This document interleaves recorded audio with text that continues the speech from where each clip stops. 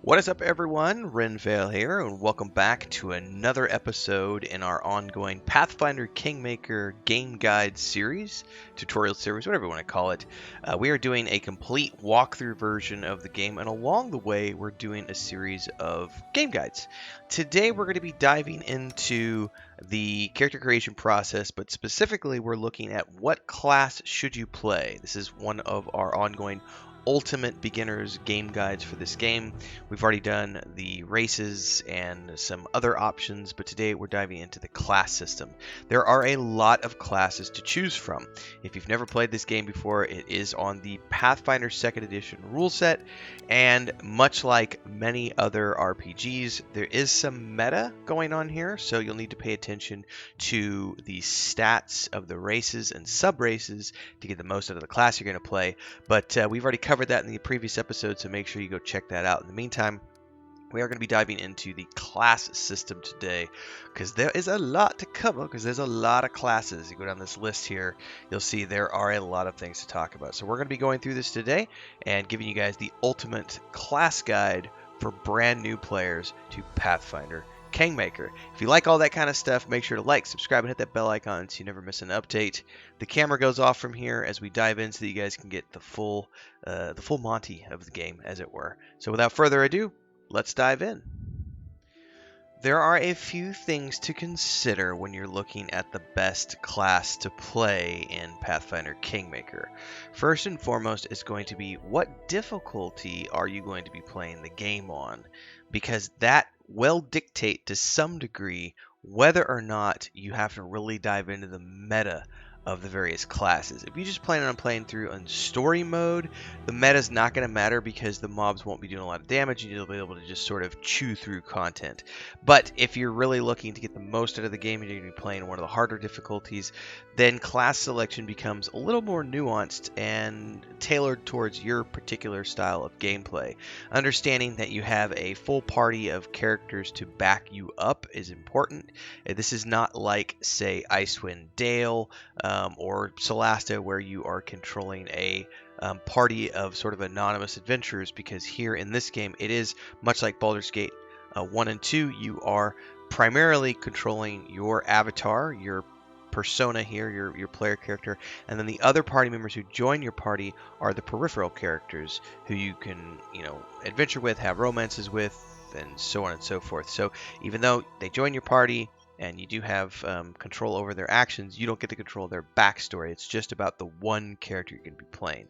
So keep that in mind as you go forth into creating whatever class it is that you want to play through the game. One of the things that Pathfinder does very well is the diversity in classes. There's a lot more here than, say, your general 5th edition game that you might be playing. Like Solasta, as fun as it is, only has, a very small allotment of classes compared to this game. And we start off with the Alchemist.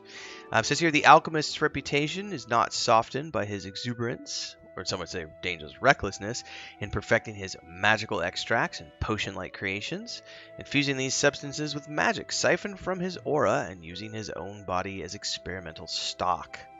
Nor is it mollified by the alchemist's almost gleeful passion for building explosive bombs and discovering strange new poisons and methods for their use.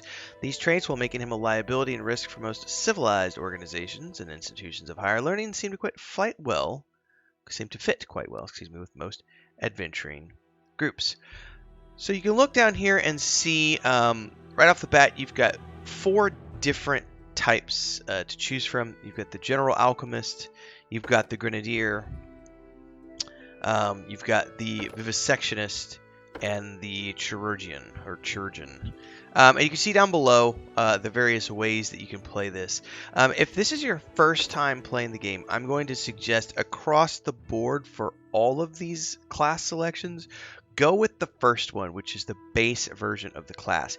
That's going to get you the most out of a basic build, and it's going to teach you how to play that build the way it was sort of originally designed. Subclasses are great, but I would honestly say they're for more advanced gameplay. But you can see down here on the class progression, they give you a preview of what each one of these characters is going to get and at what level they get things. So with the Alchemist, you're going to be looking at earning the bomb at level 1, At level 2, you get a better bomb, so on and so forth. Your bombs get better and better and better as you get going down on here. They do lots of damage. Eventually, can be quite powerful. You can get the Throw Anything perk, which is a lot of fun. Throwing splash weapons. Mutagens. This is how to create mutagens that you can personally imbibe. So think of this as like The Witcher. You get to drink potions which give you bonuses. There's pros and cons, but it's mostly all about the cool bonuses that you can get. And then, of course, down here at the second level and then every 2 levels thereafter, you can make an alchemical discovery. It's kind of fun. This could be applied to an individual bomb. So this is a way to further kind of enhance your character and the things that you do. You also get a poison resistance, which is a lot of fun. And at 10th level, you become completely immune to poison, which is pretty awesome.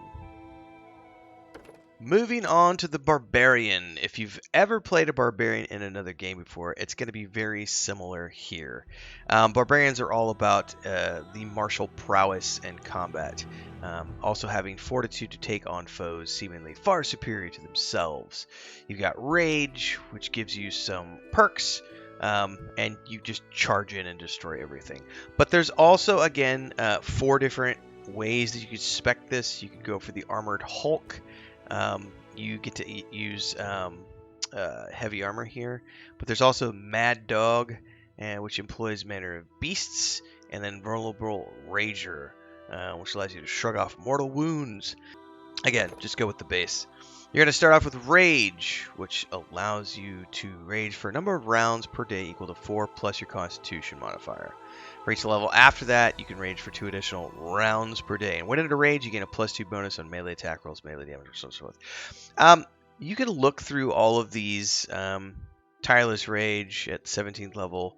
And, excuse me, what's 11th? Greater Rage, so on and so forth. The most important thing about the Barbarian is that your Barbarian is not going to be the frontline tank. They are going to be a DPS tank. Unless, of course, you go with the Armored Hulk, because they can kind of do a little bit of frontline tanking, but your tank always needs to be like a Paladin or a fighter. Barbarian can work as an off-tank, but mostly they're there to do just massive amounts of DPS. So keep that in mind when you are rolling your Barbarian to play through the game. If you've ever played a Bard, Bards are a lot of fun, but they do require a little more hands-on than, say, a Thief or a Ranger, as an example. I find Bards to be extremely useful because of the buffs, but because of the fact that you have to consciously be aware of the songs and everything else. Again, this is what I would consider to be more of an advanced class. So if you've never played a Bard before and you're looking for a challenge, this might be fun for you. But if you want just a really easy gameplay, then don't worry about the Bard. Also, I'm going to say this, not to spoil anything, but you do get a companion fairly early on in the game. I don't think I'm spoiling anything by saying that, because the companions are known on the website and everything else. But the companion you get very early on in the game is a Bard, and if you, if you're worried about that, then don't stress about it too much. In any case, the Bard is like a hybrid thief and magic user. You can cast a little bit of spells, cast a few spells, do some thief abilities, but you also get songs. So, for example, you can cast cantrips, Bard proficiencies. At level 1, you can inspire courage, and then you get into inspire competence, and these bonuses get better and better and better as you go down through the levels. So, if you're looking for ways to boost your character's stats, the Bard is a great, in my mind, utility / DPS build. I would say I would lean more towards them being majorly a utility component while also providing some backup DPS. Now, you can roll them in different styles. You could be an archaeologist, which obviously has some different things like archaeologist's luck, which is treated like a bardic performance for the purposes of feats. But it cannot be maintained at the same time as other performance abilities, which is much like bardic performance. There's also Thundercaller, and Flame Dancer. But these are the more advanced versions of the class. It's more just leaning more towards DPS as opposed to utility build. Now, I prefer to run these in utility mode, so that would be my preference and my suggestion if you were a new player coming into the game for the first time. The Cleric is a pretty traditional build if you like to be behind the front lines, keeping your characters and parties healed. The Clerics in Pathfinder Kingmaker are super, super powerful. But they do require a ton of hands-on management. You know, a lot of people say if you're a first-time player, the easiest thing to play is like a ranger, because you can just kind of set them free. A monk would be another option. But the cleric is somebody you're going to need to manually pay attention to in order to heal your group and get the most out of it. Basic healer right out of the gate. You need to just choose your domain, and that's going to define some things, because you'll get some powers from your domains, which is above and beyond the spells that you're going to get going into your character progression. There's also the Crusader, which allows you to have a little bit more damage dealing, so you can actually add a little bit of DPS to the bill. The Herald Caller, you are calling outside, as they say, outsiders to aid your brethren in battle. This is all about summoning. You can call heralders. It's kind of like a pet class, but not really a pet class. It's just another DPS build of the cleric. And then there's the, I'm gonna butcher this name, Ecclesiarch. You don't use physical armor. You use the strength of your faith, and you get some additional bonuses because of that. So you get the Blessing of the Faithful, you get proficiencies and domain mastery, and at 3rd level you get a Bonded Holy Symbol, which allows you to have an object that will restore 1 spell per day. Honestly, this is my personal take on things. The Cleric is a healer, and it's meant to be played as a healer.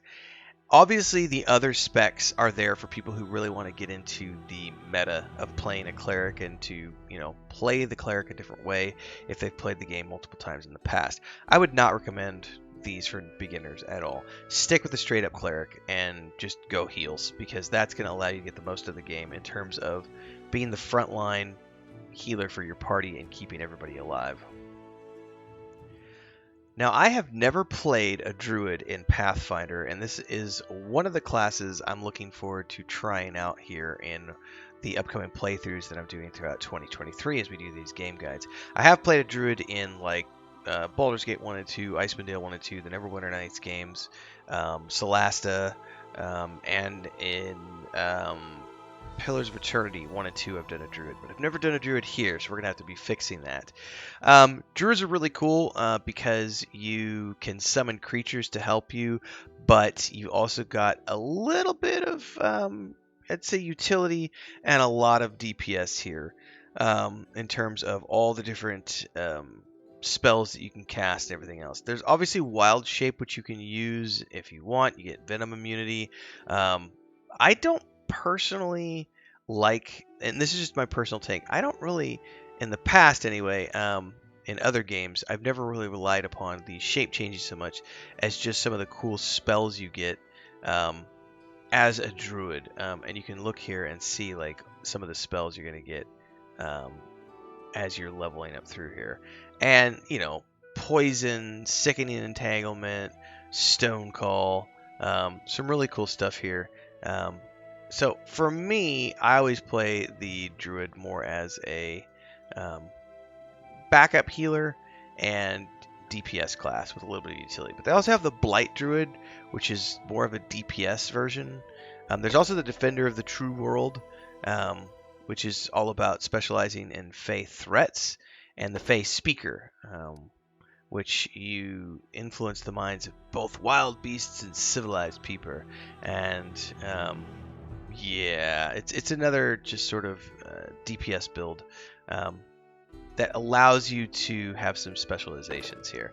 But I would always stick to just like I said in the previous ones, stick to the base one. You'll be good to go. The Fighter is great if you just want to be on the front lines with a sword and board. Obviously there's the Adora Defender, Shield Specialist, and the Two-Handed Fighter. This would be the one area where I would suggest actually going with one of the specializations if this is going to be your tank character, because the Tower Shield Specialist, you get to use these massive shields. They're as tall as the character, and they look a little ridiculous when you're wielding them in game, but it gives you the most defensive abilities that you're going to get in terms of shielding yourself from effects and getting the most out of using a shield. Also with armor training, yeah, that's pretty cool stuff. Now you're going to be fine just using the basic fighter. I would consider the basic fighter to be a blend of defensive tank and DPSer. But if you want to lean into the defensive component, then you definitely want to go with the Tower Shield Specialist. Now you can roll DPS, so you could have a two-handed fighter, and you'll get plenty of DPS out of this character. There's also the Eldori Defender, which focuses on Eldori dueling, which is very interesting here. You get Bravery, Defensive Parry. So this is more of a not a shield build, really. It's the dueling sword. So consider this like, it's the dueling stance. So think like Game of Thrones when he's teaching Arya how to fight. That crazy. I forget the name of the Swordmaster guy. Hey everyone, Renfail here with the commercial part of the video where I say, hey, if you like this, don't forget to like, subscribe, and hit that bell icon so you never miss an update. And thanks to all of our supporters here on YouTube and over on Patreon, our highest members, our guild champions, Crazy's Relative, Remy D here on YouTube. And don't forget, if you want to support, it's really easy. You can do the memberships below, the Adventurers Guild, 3 different tiers. There's also the super thanks on any uploaded video or YouTube short that you find. There's also, of course, the super chats and stickers that you could do on any live stream or premiere, and the Patreon page if you want to dive into the fantasy world that I have with my brother and my wife, which is a tabletop game, a point-and-click adventure game, and a fantasy book series. All are great ways to keep this channel going and me going full-time. Thanks again for those of you who support. Let's get back to the video that you're watching now. No one suspects the Spanish Inquisition. Inquisitors tend to move from place to place, it says, chasing down enemies and researching emerging threats. They often travel with others, if for no other reason than to mask their presence. They often work with members of their faith whenever possible, but even such allies are not above suspicion. So, keeping in mind that domain selection, well, I gotta stop yawning. Domain selection is important here.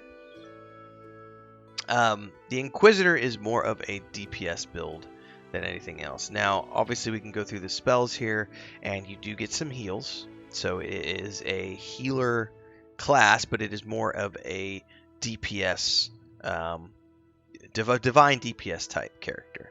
There's Monster Tactician, Tactical Leader, and Sacred Huntsmaster are some of the sub-class options here. But again, Standard Inquisitor is pretty awesome out of the gate. And you can judge your characters with the Judgment ability, which pronounces judgment upon your foes as a swift action, which is very important. The Inquisitor then receives a bonus or special ability based on the type of judgment made. At first level, you can use this ability once per day. At 4th level and every 3 levels thereafter, you can use this ability 1 additional time per day. The Magi spend much of their time traveling the world, learning whatever martial or arcane secrets they can find. They might spend months learning a new sword fighting style from a master warrior while simultaneously moonlighting in the local library, poring over tomes of ancient lore. Most who take this path dabble in all sorts of lore, picking up anything that might aid them in their search for perfection. You are proficient with all simple and martial weapons, also proficient with light armor, and you can cast spells while in light armor without any of the normal arcane spell failure chances. Like any arcane spellcaster, you can use medium armor, heavy armor, or shield, but you will incur arcane spell failure. This is a kind of a hybrid caster build, because it's not a straight up you're not like a straight up wizard or sorcerer. So it says here spell combat as an example. Well, we'll look at this first. You get an arcane pool to draw upon to full your powers and enhance your weapon. But spell combat. you've learned how to cast spells and wield your weapon at the same time. It functions much like two-weapon fighting, but the offhand weapon is a spell that is being cast. You must keep a free hand, so your offhand must be free. Well, it just says one hand, it doesn't have to be offhand. While wielding a light or one-handed melee weapon in the other hand. And you can make all of your attacks with the melee weapon a -2 penalty, and can cast any spell from the mage's spell list. So you go through here, and you get your typical kind of wizard spells. Controlled Fireball, Dimension Door, Bragg's Breath, Ice Storm, and so on and so forth. So if you like to be up in the middle of combat while also casting spells, this is going to be the option for you, the Magus. Because of the fact that you are actively engaged in melee combat instead of just being back in the distance. Now there's also the Scion. You don't study tomes of magic or spend time learning to bring spells back. Rather, you find your spells and abilities that come to you instinctively. This is more of a straight up, I don't know. This is just a specialized version of it. Sword Saint focuses your training and meditation into the use of a single weapon, which is usually a sword, but not always. And then there's the Eldritch Archer, which a lot of people like this subclass. This is the archer version of the Magus. So if you like the idea of combining spell casting with archery, then you're going to want to go with the Eldritch Archer option. Ranged spell combat, which is a hell of a lot of fun. This is actually, I've never played this before, but I've watched videos on this, and I've heard people talk about this being like the ultimate DPS build in the game, because of the fact that you can combine the ranged DPS of a ranger with the ranged DPS of a wizard, and you just become this ultimate damage dealer. It sounds like a hell of a lot of fun. I just haven't ever tried it myself in the past. Bear that in mind. Monks play here like they do in a lot of other games. It is a melee class. You're going to be up close and personal with everything, and you're really going to get the most out of the game by just using your fists straight up, just going in unarmed. You're not going to want to wear any armor. Really, it's mostly about getting dex items. So keep that in mind. You get an AC bonus when unarmored and unencumbered, and it's based on your wisdom bonus. So keep that in mind. Unarmed strike is pretty awesome. So pay attention to that. And of course, you get monk proficiencies. Now you can use other things. You can use armor even, but you'll lose your AC bonus as well as fast movement and flurry of blow abilities. So it's best to just go straight out of the gate with just your fists.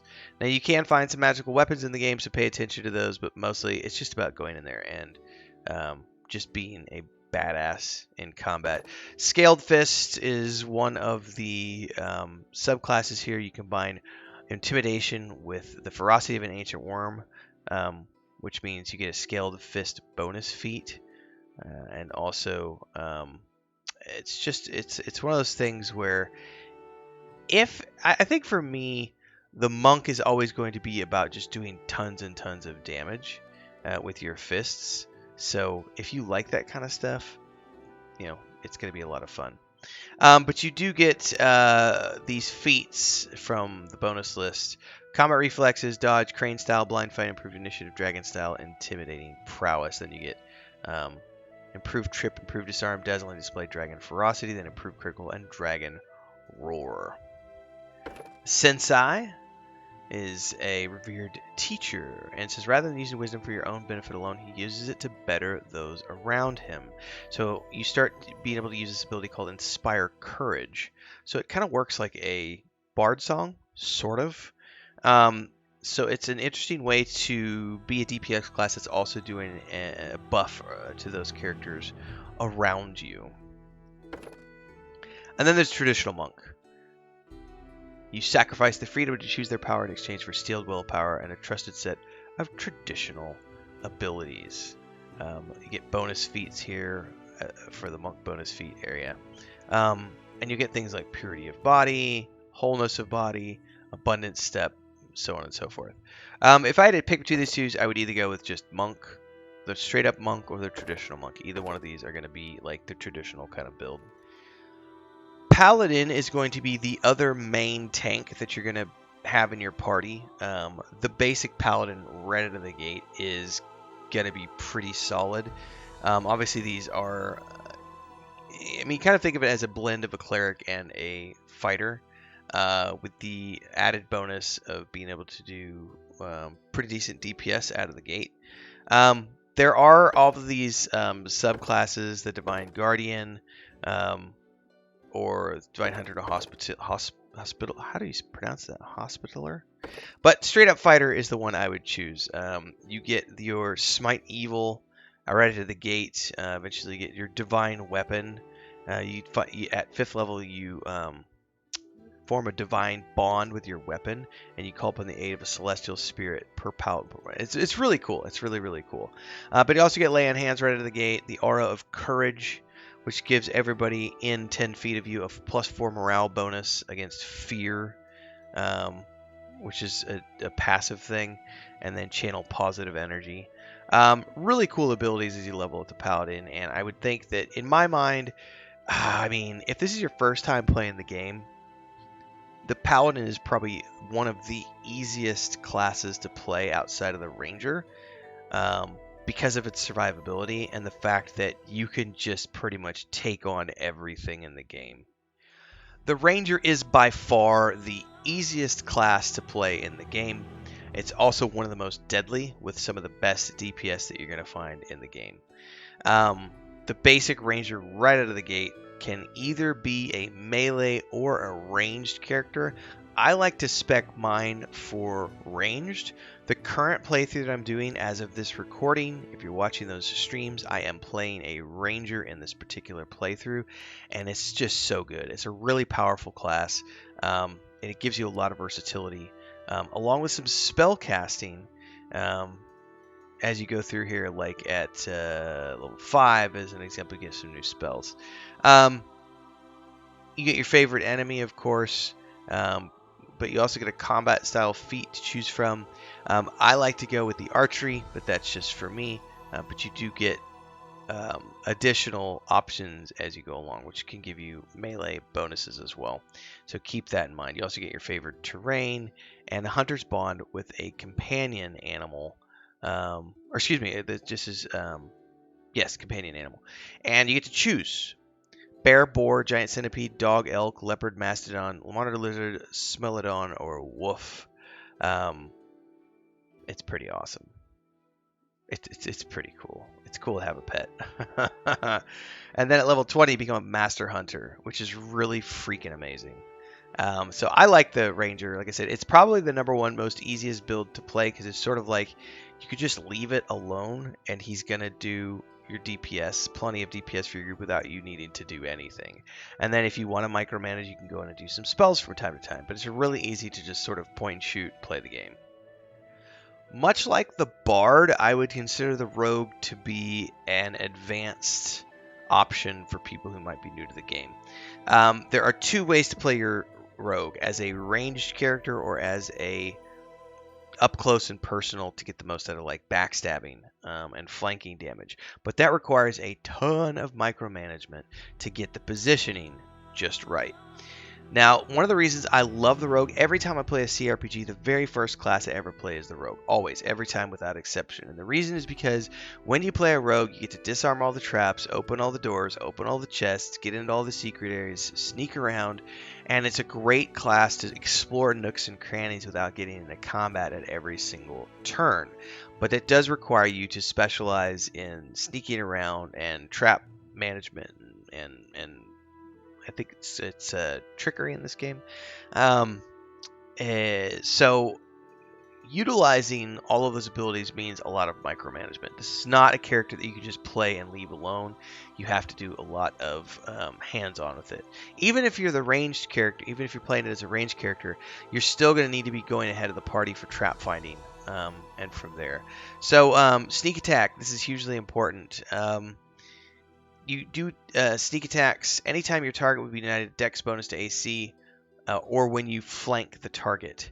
The damage is at 1d level. The first level 1d6 increases by 1d6 at later levels. It's not multiplied on a critical hit. You have to see the target, pick out a vital spot. And sneak attack, it gets really, really, really powerful as you get higher level. And then there's Master Strike, which is really cool. Rogue talents. So the basic rogue right out of the gate is going to be the best way to play it in my mind. There's obviously Elder Scoundrel, which gives you a little bit of spell casting, and the Thug, which is I don't really care for the Thug at all. But the Knife Master is another way to play this character. So you sacrifice some of the general mechanical nature of the traditional rogue in favor of specializing in daggers and light blades and being up close and personal in melee combat, so you're not going to be able to do range with this character. So if you want to be up close and personal, this would be the option to choose, but you're going to sacrifice some of the traditional rogue abilities that you would have if you were just a generic rogue. The Slayer is a consummate hunter living for the chase and the deadly stroke that brings it to a close. This is kind of like in many other games, there would be a subclass of the Ranger, which would be like the Slayer. But here they made the Slayer its own thing with the Vanguard, Deliverer, and Spawn Slayer subclasses. But essentially, a Slayer gets what's called Studied Target. You get a +1 bonus on weapon attack and damage rolls against that, and the DC of your abilities against that opponent increased by 1. And then, if you do sneak attack damage, you study the target, which get additional bonus stuff. So it's a really interesting way to enhance your DPS against single targets. So pay that in mind. As you gain experience, you learn a number of talents. At second level and every 2 levels after you get one Slayer talent. So the sneak attack is something else you also get. So bear in mind as you go through here. This is a more of an advanced DPS class. It really is mostly about the roleplay component of studying the habits and anatomy of foes. Because realistically, when you play the game, it doesn't really matter that much. It's just another way to kind of get like a hunter's mark that you would get if you were doing like a ranger and marking your targets. That's just my opinion, though. So, however you want to play it, you're going to get proficiency with simple and martial weapons, as well as light armor, medium armor, and shields. Just no tower shields. Now, I will always prefer the wizard as opposed to the sorcerer, but this is a highly subjective choice. It just depends on how you want to gain access to your spells. So it says here, sorcerers excel at casting a selection of favored spells, frequently making them powerful battle mages. As they become familiar with a specific and ever-widening set of spells, they can discover new and versatile ways of making use of magics. Bloodlines grant you additional abilities, ensuring that no two sorcerers are quite alike. And this is another one of those classes that requires a little bit more hands-on, and they're a little squishy in the beginning, but man, can they become powerful as you get deeper into the game. You get a bonus feat at level 1, and you get bloodline feat selection. You also get sorcerer's proficiencies, and here we go into the cantrips that you can get and detect magic. So spells are your traditional spells that you would get just as you would if you were a wizard. And you can see here all your saves and basic attack bonuses and so on and so forth. The subclasses, the Imperial, your heavenly power derives from insight rather than force of personality. You get some more specializations. So it's kind of like if you had a deity that was you're getting your powers from. Your heavenly power derives from insight rather than force of personality here. There's also the Sylvan Sorcerer, which is sort of like a hybrid Druid DPS build. It's a weird DPS sorcerer that's like kind of a Druid. And there's this Sage Sorcerer, which is knowledge of traditions that your bloodline accumulated through the generations, not just from force personality, and you use intelligence rather than charisma to determine your class features and effects, which is a lot of fun. It's just a different way of playing the sorcerer class. So in my mind, you just kind of want to choose, do you want to be an intelligence-based or a charisma-based? It's just food for thought, and obviously you get some interesting additional abilities with the Sage Sorcerer that are kind of unique to them. And finally, the Wizard. The Wizard is probably going to be man, I'm always, usually what I tell people is every time I play a game, the first one I do is the rogue. Every playthrough in a CRPG, the first one is the rogue. The second one is usually the wizard. Third one is the ranger. Sometimes I'll flip it up and do the wizard second and the ranger third. I think the wizard is one of the funnest classes to play in any CRPG for the sheer amount of firepower and just blowing things up that you bring to the table. So if you like to blow shit up, the wizard is going to be the class for you. And there are specialties, so that's something to pay attention to. It's if you want access to everything, you don't have to worry about specialty stuff. You can choose to specialize if you want to, and if you do, you get an additional spell slot of each spell that you can cast from first on up in your specialization branch. You can also prepare a spell from your specialty school in that slot, and if you want to go for a specific, like alteration or something, or illusions, then you would specialize in that area. But man, I think it's great to just be a generic wizard and go from there. There's also the arcane bomber, which kind of blends the alchemist with the wizard. There's this Thessalonian specialist. So you focus the research on the discovery that each school of magic is opposed by two specific opposition schools. So you excise impurities from your opposing school. It's a very interesting way to do it.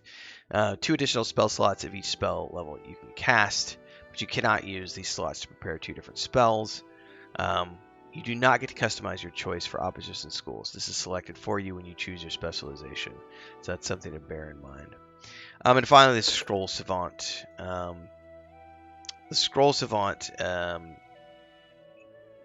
is you just get scroll focus. Half your class level on use magic device checks. Just another way to play the class a little bit better. You get more out of the scrolls if you want to be doing scrolls. But I think for me, just the generic wizard right out of the gate. Now there are also some specialty classes which have some prerequisites. So you generally can't take these right out of the gate. Because of the fact that you need to have earned some of the things like trickery level 4, mobility level 4, sneak attack level 2. So these are generally things you're going to earn through advanced gameplay. So I'm not going to really cover these here so much. But the arcane trickster you can get access to with those. If this is a master of magic, but they're also like a thief. There's the stalwart defender, which is another version of a frontline tank. It's again, this is more about it says leaping into breaches of opposing formations and holding them up for others and guarding more vulnerable allies by acting as a vocal fortification. Then there's the Eldritch Knight, which is the ability to cast arcane spells at 3rd level or above martial weapons. So these are like this is like a spell wielding tank, kind of like a paladin, but it's based on magic as opposed to divine power. Then there's the Dragon Disciple, which is you get the magic of spellcasting at your disposal. You take draconic abilities, making your spellcaster stuff even more formidable, and of course your breath weapons. It's a very interesting blend of the monk and spellcaster. Then you have the Mystic Theurge, which is a divine and arcane caster. The Duelist. This is mobility, all these bonuses. The abilities of duelists complement those rogues or bards who wish to accentuate their fighting prowess, but because of the lack of heavy armor are afraid to leap into combat. You can get up in the front lines with this build. Because of all the bonuses you're going to get to evade and combat mobility and stuff, so keep that in mind. And then there's the Aldori Sword Lord, which gives you just another way of specializing with the dueling sword proficiency. But these are advanced ones that you can only get through gameplay and unlocking these specific prerequisites. So if one of these sounds fun to you, you'll need to make sure you pay attention to the prerequisites as you go through. Well, there you have it, everyone. That is the end of my ultimate class guide for Pathfinder Kingmaker. Hopefully that'll give you a little more information on what class you might want to play if you're diving into this game for the first time. Obviously, this is my list. It's based on my personal preferences and my information. Other people might have different ways of looking at things. If you have a different way and you want to let us know, drop it in the comments below. Love to hear from other people so that we can give new players the best chances they have of getting the best build if they're playing Pathfinder for the first time. Thanks so much for tuning in. Like, subscribe, hit that bell icon. I'll see everybody in the next episode. Stay safe.